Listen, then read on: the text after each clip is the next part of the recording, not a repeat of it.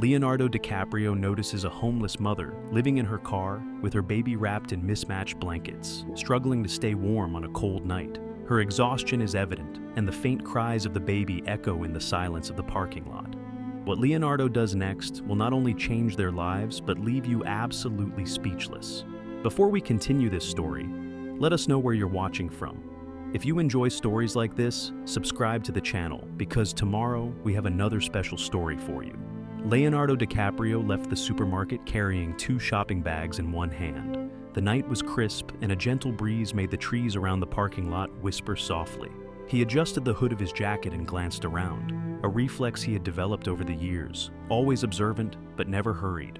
It was a habit that kept him grounded in reality, even when the flashes of cameras tried to blur it away. It had been a long but fulfilling day. Filming for his new movie had ended earlier than expected, and he used the free time to take care of small tasks, like picking up something for dinner and reconnecting with the mundane. He enjoyed these moments: parking lots, checkout lines, shopping carts. These simple routines helped balance the chaos of fame. With his shopping done, Leonardo returned to the parking lot. That's when something caught his attention: an old car, a model that looked decades old, parked in a far-off corner. The windows were fogged, and clothes hanging inside swayed gently in the breeze. He frowned. Something felt off. At that moment, he noticed a woman pushing shopping carts to the side. Her clothes were worn, and the way she glanced around revealed a mix of exhaustion and nervousness. It was as though she was trying to remain invisible while performing a task that seemed exhausting. The connection was immediate. His eyes returned to the car, now more attuned to its details. The woman kept going back to that vehicle as if it were her anchor amid chaos. He couldn't help but wonder, could that car be her home? The thought sent a wave of unease through him. The world was full of untold stories, but this one, for some reason, seemed to call out to him. Determined, Leonardo approached slowly. He didn't want to startle her, just to understand and perhaps help. "Hi," he began, his voice low and warm. The woman, who was about to push another cart, froze mid-motion. Her eyes met his for a brief moment before darting away, as if she didn't want to maintain contact. "Are you okay? Is there any way I can help?" he asked, keeping a respectful distance. "No, I'm fine, thank you," she replied. Her tone was cold, but not entirely masking her distrust. She stepped back, gripping the cart tightly. Her hurried tone made it clear she wanted to end the conversation. Leonardo nodded, realizing that pushing further might only drive her away. "Okay, I understand. If you need anything, I'll be around." She didn't reply. With quick steps, she returned to the car, opening the door and getting inside almost automatically. Leonardo stayed where he was, watching as she settled into the driver's seat. Then he saw it. Through the fogged window, the silhouette of a small baby came into view, shifting slightly in her arms. He blinked, processing the scene. His chest tightened. He knew he couldn't just walk away. Something about that woman and the child compelled him to act. When he got into his car, he cast one last look toward the far corner of the parking lot. The silhouette of the baby was still visible. Leonardo closed his eyes for a moment, letting the weight of the situation sink in. As he started the engine, one thing was certain: he wouldn't be able to ignore what he had just witnessed. The next morning, Leonardo DiCaprio found himself driving back to the same supermarket. The previous day hadn't left his mind. The image of the woman pushing carts, the tension in her shoulders, and the old car with clothes hanging inside haunted him. He knew he could have ignored it, but something about the situation wouldn't let him turn away. Parking in the same spot as before, he looked around. The car was still there, in the same corner, with its fogged-up windows and visible belongings. A few meters ahead, he saw the woman again.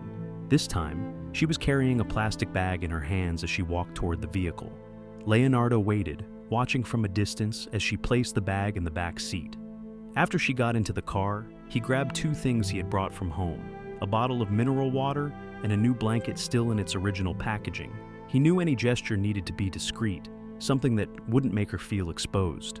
He calmly walked up to the car and placed the items on the hood, ensuring they were clearly visible. Without saying a word, he returned to his own vehicle and waited for a few minutes. Later, the woman opened the car door and peeked at the hood, her eyes fixed on the items, and she looked around as if trying to spot who had left them there. Leonardo remained silent, waiting for her to take the items before her courage disappeared.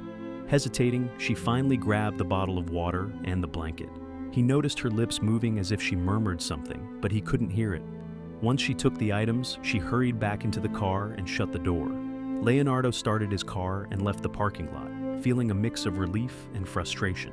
He had done something, but it still felt like it wasn't enough. On the third day, Leonardo returned to the parking lot. He knew he needed to speak with her again, but this time with more care. Watching from a distance, he saw the woman pushing carts again, her face etched with exhaustion. He waited until she was near her car before approaching. "Hi," he began, his voice soft, almost a whisper. She stopped, surprised and visibly uncomfortable. "I'm the guy who left the water and the blanket yesterday. I hope you didn't feel uncomfortable," Leonardo said, offering an apologetic smile. The woman looked at him, the same weary gaze from before still present, but there was a faint shadow of curiosity. "You? Why?" she asked, almost accusingly. "I saw you here yesterday and thought you might need them. That's all," Leonardo replied with a shrug. He knew that in situations like this, pushing too hard could backfire. "I understand if you don't want to talk to me. I don't want to invade your space." She stayed silent for a moment before replying. "Thank you for the water and the blanket." Her words were cautious, as if each syllable carried the weight of fear. She seemed afraid to reveal too much.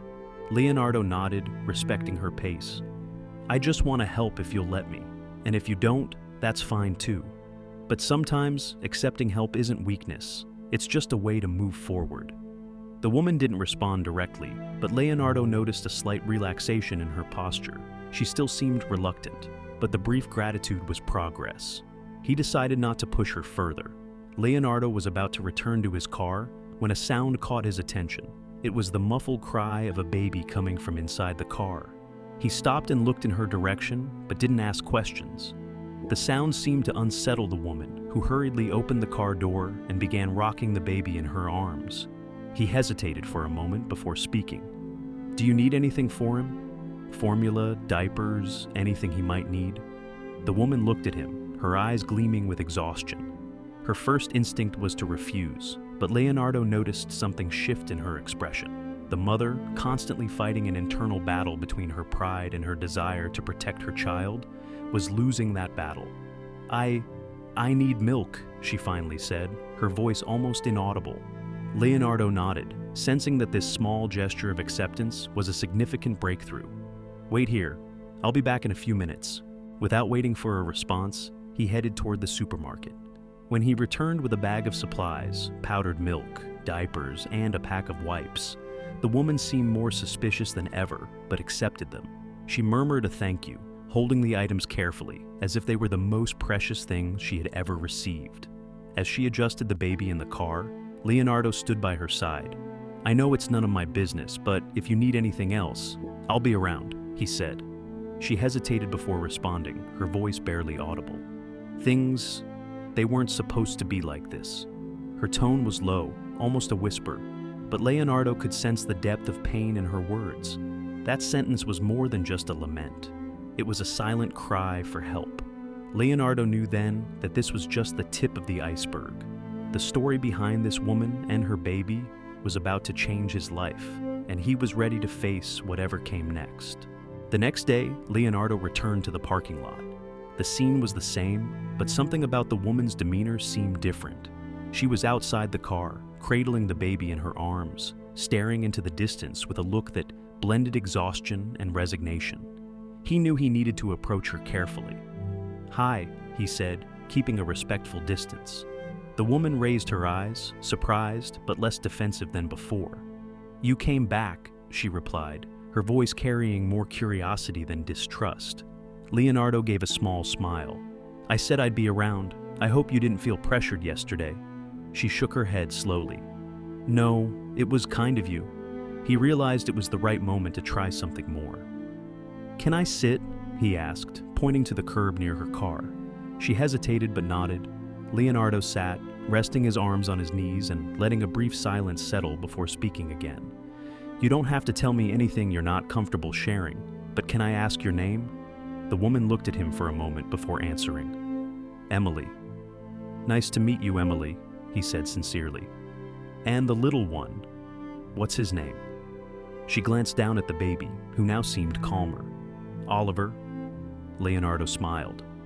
Oliver is a strong name. I like it. The compliment seemed to thaw something in Emily. She relaxed slightly, though still carried a cautious posture. Leonardo knew he shouldn't rush her, so he decided to share something personal.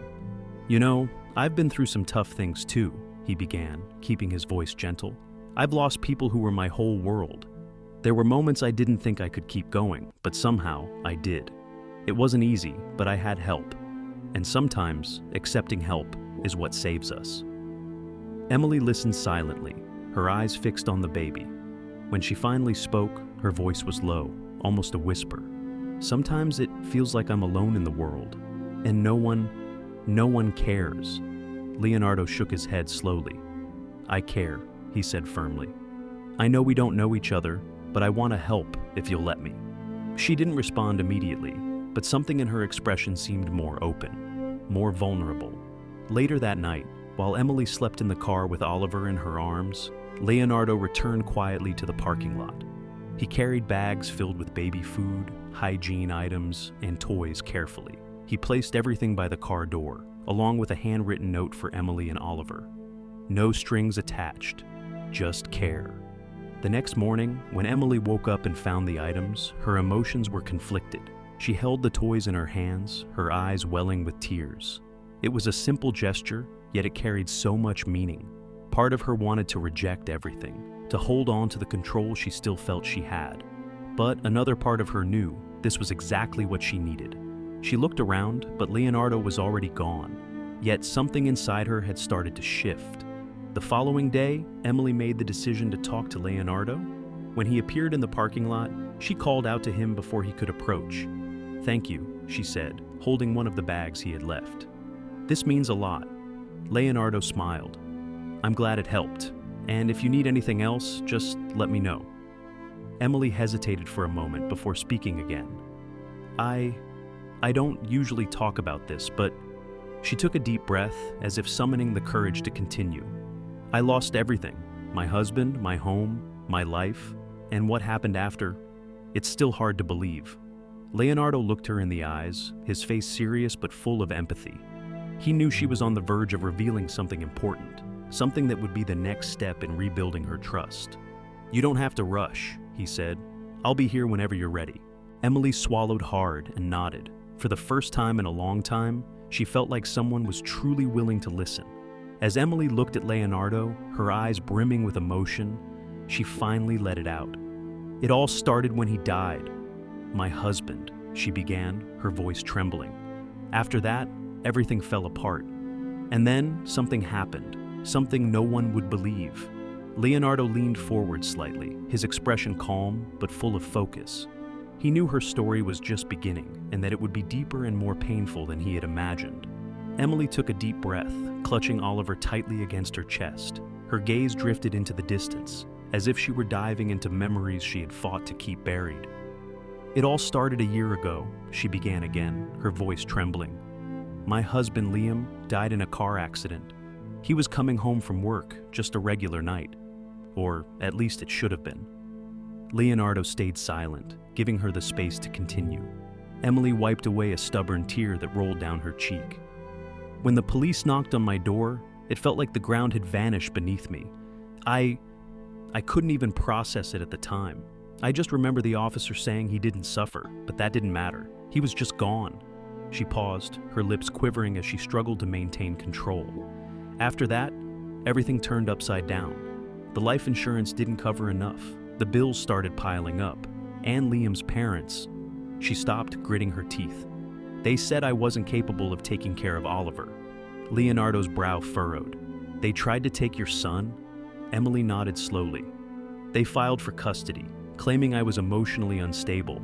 And maybe they were right. I was a mess. But everything I did was for Oliver. I couldn't afford a decent lawyer. So, when I realized things were turning against me, I packed up my car, took what was left of my savings, and ran to another state. I thought it would be temporary, that I'd find a job and get back on my feet. She continued, her voice filled with bitterness. I found a job at a cafe. I started saving money, and for a while, it felt like I was making progress. But then, a customer started harassing me. He'd say disgusting things, and one day, I snapped and yelled at him. I tried explaining to the manager, but he didn't care and fired me. Leonardo closed his eyes briefly, feeling a knot in his stomach. He could see the pain in Emily's eyes, each word revealing the weight she carried. With the money running out, I got evicted. The car became our home. I tried looking for work, but it was hard with Oliver always with me. No one wanted to hire a mother who they said wasn't dedicated enough. Since then, I've been living like this, every day just trying to survive, picking up odd jobs, pushing carts, hoping no one notices we're living here. She finally stopped, her eyes filled with tears.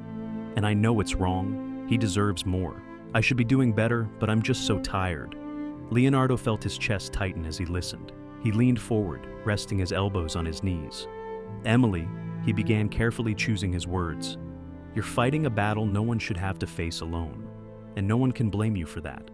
She lifted her eyes to meet his, disbelief evident in her expression. But I should have figured it out. I should have... You're trying, Leonardo interrupted gently. That's more than many people would do. You're fighting for Oliver every single day, and that's something incredible. Emily stayed silent, letting his words sink in. Finally, she murmured, What do I do now? I'm at the end of my rope. Leonardo looked directly at her, his determination clear. We'll figure it out together, I promise. Wait here, I'll be back in 20 minutes. Before she could respond, Leonardo stood and walked toward his car. He had a plan, and he was determined to change Emily and Oliver's lives forever. As Leonardo drove away from the parking lot, Emily watched him in her rearview mirror, her heart torn between hope and fear. Inside his car, Leonardo grabbed his phone and began making calls. He knew he needed to act fast. Whatever came next would be the first step toward transforming Emily and Oliver's lives. 40 minutes later, Leonardo parked back at the supermarket. His engine was still running when Emily, sitting in the old car with Oliver asleep in her arms, looked up at the sound. Skepticism flickered in her eyes, but there was also a spark of curiosity. Leonardo stepped out of his car and approached her, holding a small envelope in his hand. He stopped at a respectful distance and raised the envelope. I got you a room for tonight, he said softly. It's not much, a simple motel, but it's clean and safe. You can rest there with Oliver. Tomorrow, we'll figure out everything else. Emily clutched Oliver more tightly, her lips pressed together. I can't accept this, she whispered. I don't want charity. This isn't charity, Leonardo replied, keeping his voice gentle but firm. Everyone needs help sometimes. Please, let me do this for you. She hesitated, exhaustion etched in every line of her face. Finally, she extended a trembling hand and took the envelope. Inside was a room key, a note with the motel's address, and some cash for food. She swallowed hard, tears welling up. Thank you, she managed at last. I'll drive behind you, Leonardo said, just to make sure you get there safely. He watched as she started her car, then followed at a distance until she pulled into the motel parking lot. Through the windshield, he saw her check in at the front desk, clutching Oliver close. After she drove to her room, Leonardo parked discreetly across the street and sat for a moment, gazing at the lit windows. By the time he finally left, Emily had already laid Oliver on the bed, careful to tuck him in so he wouldn't wake. The room was modest, a queen bed with crisp white sheets, a small table, and a private bathroom. But to her, it felt like a palace. She sat on the edge of the bed, her eyes fixed on Oliver's sleeping form, tears sliding silently down her cheeks. For the first time in weeks, she felt safe. The next morning, Leonardo woke before dawn. He drove to a community center he'd supported in the past and spoke with its director. He explained Emily's story, the housing crisis, the custody battle, the endless nights in a car. She's a fighter, he said, but she needs temporary housing, social assistance, and a chance at a job. Can you help? The director nodded. We can arrange a room for a few weeks and connect her with caseworkers, she replied. We also have partnerships with local businesses for job placements. Leonardo made a significant donation on the spot, ensuring that others facing similar hardships would also have access to resources. He left feeling the weight of responsibility, but grateful that the center could provide more than he alone could offer. Later that afternoon, he returned to the motel. Emily was waiting in the small lobby, Oliver in her arms. When she saw Leonardo, relief and uncertainty flickered across her face. I brought some things, he said, handing her 2 shopping bags. Inside were new clothes for both her and Oliver, a basic hygiene kit, and a few books to read. Emily looked through the bags, her hands trembling. "You've already done so much," she whispered. Leonardo shook his head. "If you're ready, I have more to share. After breakfast, I'd like to take you to the community center so you can meet the director and see the housing. Then, we can talk about job options." Emily nodded, her voice catching in her throat. "Okay." The next morning, Leonardo drove her to the center. The building was warm and welcoming, with brightly painted walls and a common room full of families. Emily was introduced to a caseworker who explained the temporary housing arrangements, a shared apartment with another single mother, access to counseling, and workshops on child care and budgeting. As Emily toured the facility with the caseworker, Leonardo watched from a distance, pride and hope swelling in his chest. Later, Emily returned to the lobby with a tentative smile. "It's better than I expected," she admitted. "That's just the beginning," Leonardo said. "We'll work through everything: custody, job placement, long-term housing. You're not alone." Over the following days, Emily settled into a routine: morning workshops, afternoons job shadowing opportunities, evenings caring for Oliver in their temporary home. Leonardo checked in daily, bringing fresh groceries or simply offering a listening ear. He connected her with a local cafe looking for a part-time receptionist. The manager, moved by her story, agreed to give her a trial shift. On Emily's first day, Leonardo accompanied her to the cafe door. "You've got this," he said with a reassuring smile. Emily entered nervously but was greeted by warm colleagues and a patient manager. At the end of the day, she emerged tired but triumphant. Leonardo waited outside, and when he saw her smile, he knew they were on the right path.